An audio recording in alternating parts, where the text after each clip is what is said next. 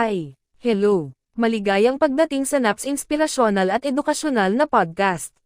Maari ka bang mabuhay na may buong katawan ng mga mata, tenga, at ilong? Bawat mamamayan ay karapat-dapat sa pantay-pantay na pagkakataon, anuman ang kanilang pambansang pinagmulan. Gaya ng nakasaad sa Roma Kapitulo 12 versikulo 4, sapagkat kung paano tayo'y may maraming sangkap sa isang katawan, ngunit hindi lahat ng sangkap ay may parehong gawain. Gayun din, ipinapalakas ng unang Korinto Kapitulo 10 versikulo 17, sapagkat tayo, bagamat marami, ay iisang tinapay at isang katawan, sapagkat tayong lahat ay kumakain ng iisang tinapay. Lahat tayo ay kabilang sa iisang planeta, nagbabahagi ng buhay ng tao at nagkakasamang nag-e-exist bilang isang pamilya. Kaya't bakit nananatili sa kalunos-lunos na kalagayan ang mundo? Ang sagot ay matatagpuan sa kakulangan natin sa pagkakaisa. Mahigit 4 na dekada na ang nakakaraan, nagkaisa ang isang grupo ng kilalang mang-aawit mula sa iba't ibang panig ng mundo upang magtampok ng pondo para sa mga Afrikano na naapektuhan ng matinding taggutom. Ang kanilang kolektibong pagsisikap ay nagpamalas ng potensyal ng pandaigdigang pagkakaisa. Ang mga titik ng awit na, "We are the world," ay nagpapahayag ng damdaming ng pagkakaisa ng isang magkakapatid na pamilya. Gayunpaman, sa loob ng walang saysay na mga siglo, ang tunay na pagkakaisa bilang isang katawan at pamilya ay labis na mahirap makamtan.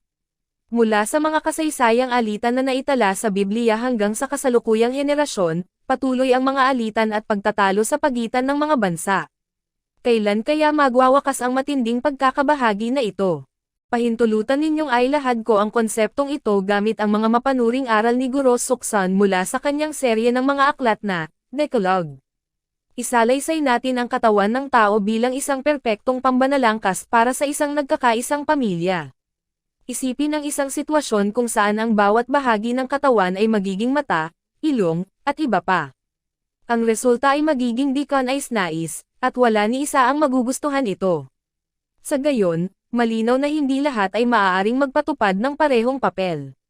Gayunpaman, ang prinsipyo ng batas at kaayusan ay dapat pa ring umiral upang ang isang lipunan ay magkaroon ng malmanihal na pagkakabukod. Sa kontekstong ito, hindi kailangang magreklamo ang ilong tungkol sa masamang amoy ng hininga ng bibig dahil sa pagkabulok ng ngipin. Gayun din, hindi maaring sisihin ng bibig ang ilong dahil sa pagdudulot ng paminsang kaganhawahan sa pamamagitan ng pagtulo ng sipon kapag malamig ang panahon. Bawat individual ay may kanilang mga kakulangan at kahinaan, ngunit bawat isa rin ay may kakaibang layunin sa mas malaking sistema ng katawan. Kahit ang puwit, na madalas na kinukutya at iniwasan sa mga bahagi ng katawan, ay nagiging mahalagang halimbawa. Walang gustong malapit sa isang tao na naglalabas ng hindi kanais-nais na amoy dahil sa pagutot. Gayunpaman, kapag dumating ang oras na gamitin ang banyo, ang puwit ay nagiging mahalaga para sa marangal na karanasan. May isang kwento tungkol sa isang batang may maliit na butas sa kanyang puwit na hirap damumi. Ang kanyang hirap ay nagdulot sa kanya ng mga luha, nagpapalakas ng kahalagahan ng ganitong madalas na binabaybayang bahagi ng katawan. Sa pagwawakas, ang pag-analogiya ng katawan ng tao ay nagpapalakas na ang pagkakaisa ay hindi nangangahulugang lahat ay mag-a-assume ng parehong papel. Kung paano't bawat bahagi ng katawan ay may kanya-kanyang natatanging layunin, gayon din ang mga individual sa loob ng isang lipunan ay naglalaro ng iba't ibang mga papel. Ang tunay na pagkakaisa ay nagmumula sa pagkilala at paggalang sa mga pagkakaiba-iba na ito habang nag-aambag sa mas malalim na kabuuan. Dapat tayong magsumikap na magpasalamat para sa mga papel na ating ginagampanan, na nauunawaan na ang kolektibong pagsusumikap ng lahat ng mga individual ay nagdudulot ng isang mapayapa at masaganang lipunan. Nagmula-mula sa serye ng mga aklat na Decalogue ni Guro Suksan.